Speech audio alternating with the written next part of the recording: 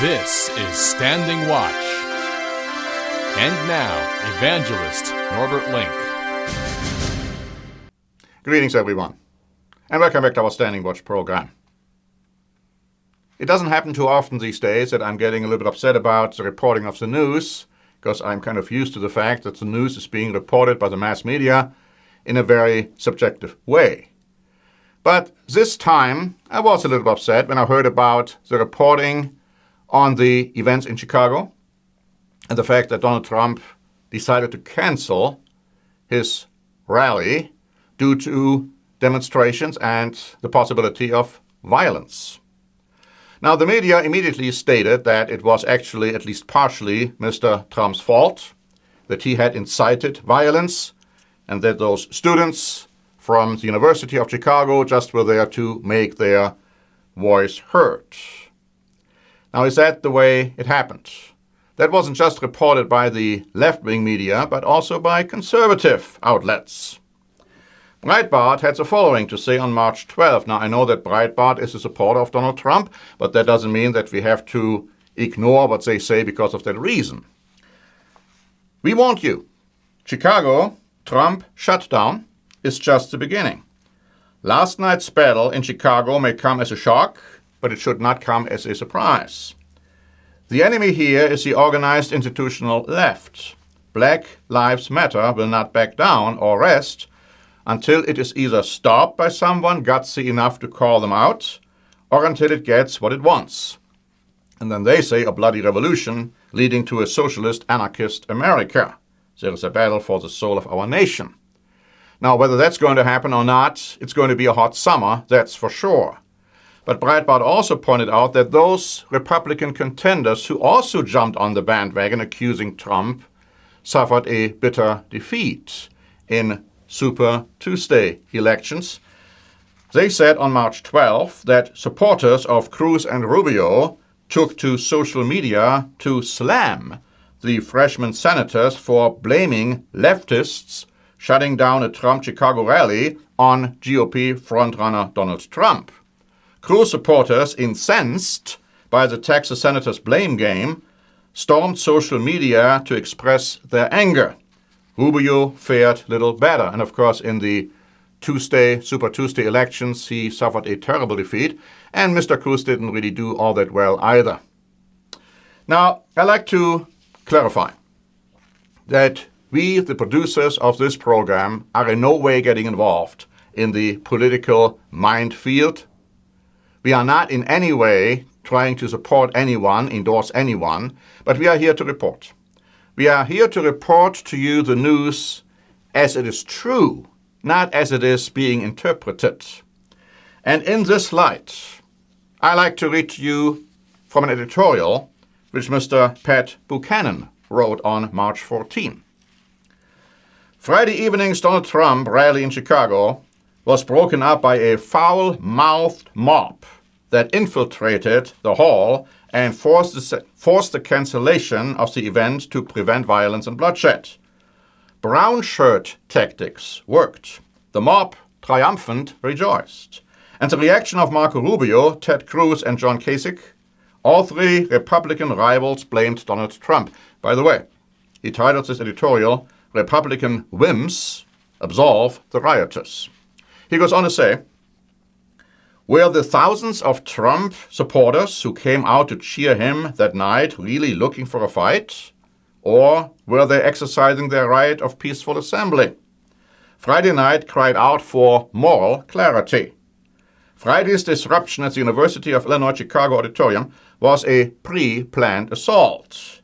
Behind it were the George Soros-funded MoveOn.org, Black Lives Matter, Occupy Wall Street, Hispanics hoisting Mexican flags, and cop haters carrying filthy signs to show their contempt for police. People for Bernie, a pro-Sanders outfit, tweeted, "This wasn't just luck. It took organizers from dozens of organizations and thousands of people to pull off. Great work." Now, Sanders did not order this assault on the civil rights of Trump supporters, but MoveOn.org has endorsed him. And Bernie signs and T-shirts were everywhere among the disruptors. And then he says, given their victory in Chicago, MoveOn.org and its allied nasties will try to replicate it again and again. The same what Breitbart has said. That seems to be more an accurate picture of what really happened. And the interesting thing is that people now are becoming very concerned, and I'm talking about nations outside the United States, including China. Now, Mr. Trump has made very clear comments regarding China and how China takes advantage of the United States. Now, notice what the Global Times wrote on March 14. It is a China state-owned newspaper. They say, Trump's mischief has overthrown a lot of conventional norms of U.S. political life. His remarks are abusively racist and extremist. The U.S. had better watch itself for not being a source of destructive forces against world peace. Now that's China, one of the most dictatorial, autocratic countries in the world. And their civil rights report has been very bad when it comes to suppressing civil rights and liberties of their citizens. But they're getting nervous. Many countries around the world are getting nervous. The GOP in the United States is getting very nervous, and they're trying everything they can to stop Trump so that he doesn't reach the number required for becoming a nominee prior to the convention. And so they hope that there's going to be a contested convention because there's no other way to stop him. Everything they have done, everything they have tried to do has backfired. The idea like attacking Trump based on the Chicago incident has backfired. We have heard comments made by other Republicans against Mr. Trump. All of that has backfired. Mr. Berner has called Mr. Trump now the Lucifer, or the dark angel, and is saying, oh, we are going to endorse somebody else like Mr. Paul Ryan at the convention. That's going to backfire. We have others like Mr. Romney trying to tell people to vote for Mr. Cruz here and for Mr. Kasich there and for Mr. Rubio there. All of that has pretty much backfired. Now, Mr. Kasich, of course, won Ohio as the Ohio governor, but he is not really going anywhere.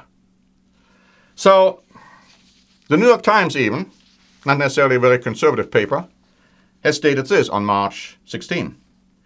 Mr. Trump maintains, or if Mr. Trump contains and maintains his current level of support in the remaining races, he would almost certainly secure the nomination. So they are saying he is going to get the required number of delegates.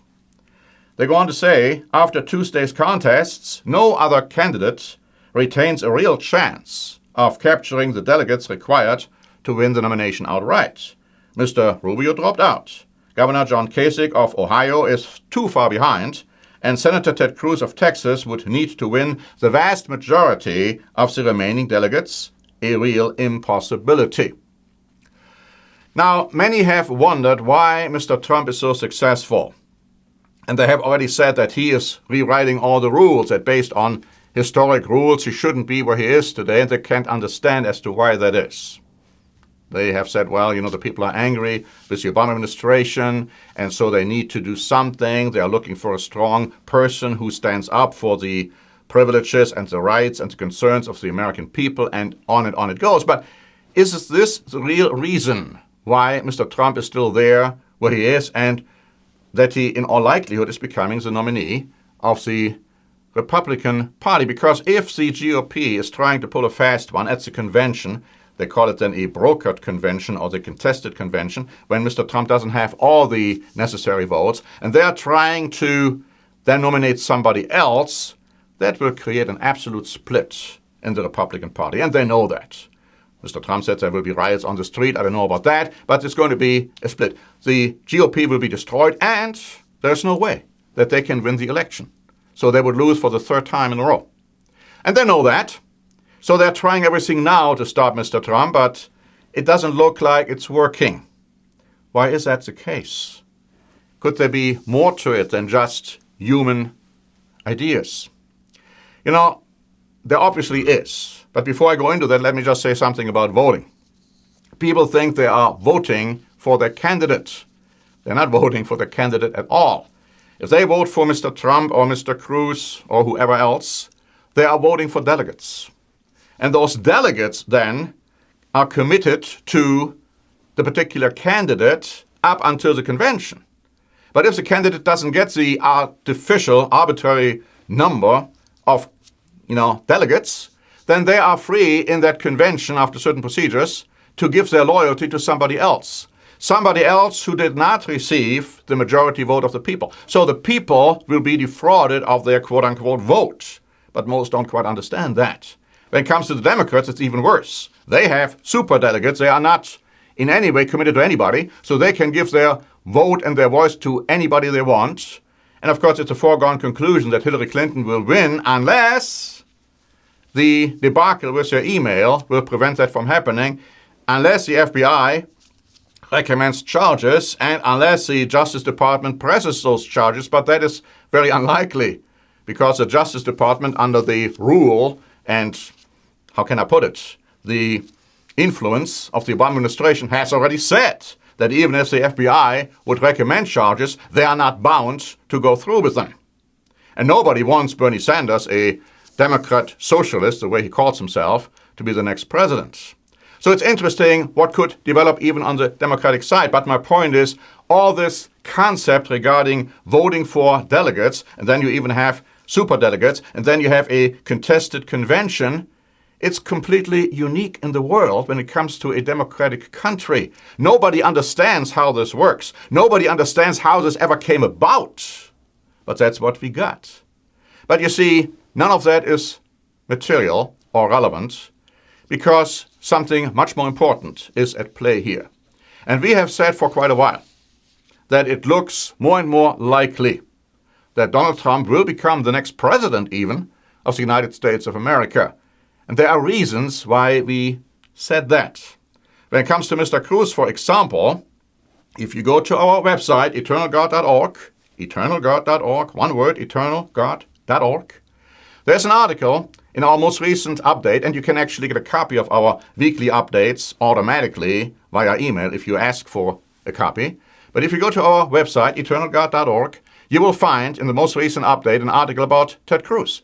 Many people think that Ted Cruz is some kind of conservative evangelical Christian. Well, you'd be surprised when you read this article.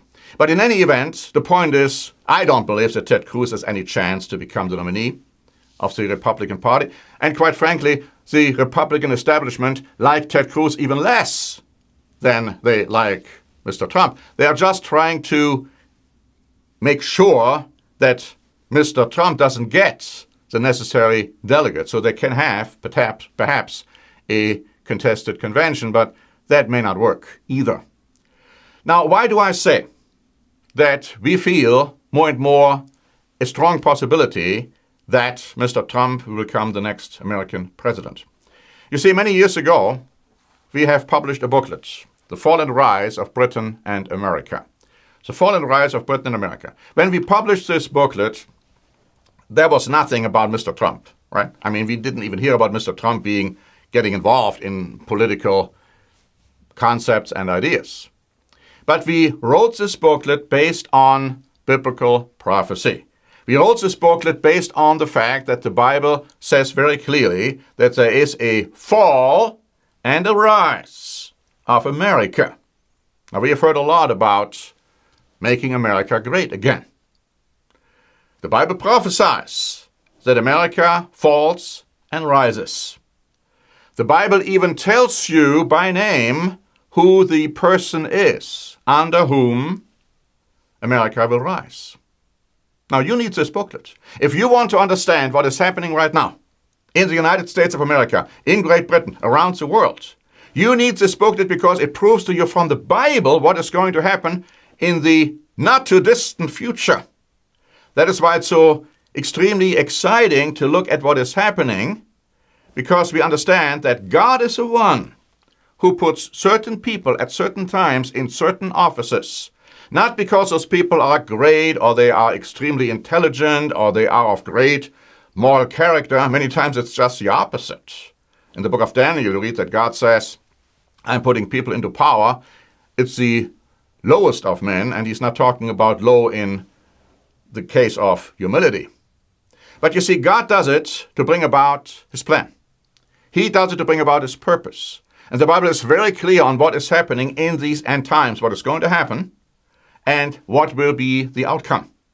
And so you need this booklet. You actually need our weekly updates, because in those weekly updates we tell you the news in the light of biblical prophecy. And we tell you and give you quotes from articles you probably have never even read before. Now, you might find them yourselves on the internet if you spend hours upon hours of research. We are doing it for you. We are doing the research, and we are presenting it to you. The only thing you have to do is to read it. And it takes a few minutes to read it. And you will be much more educated and much more knowledgeable than most people in the world, because they don't understand the Bible. They don't understand what to look for. They don't understand what the Bible prophesies is going to happen, and how the news, certain news, go hand in hand with those prophecies. So I encourage you to read our booklet on the fall and rise of Britain and America, and also our weekly updates, and keep tuned, stay tuned to what we are telling you, because we are letting you know what is going to happen and why. So thank you very much for listening. This is Norbert Link for the Standing Watch program.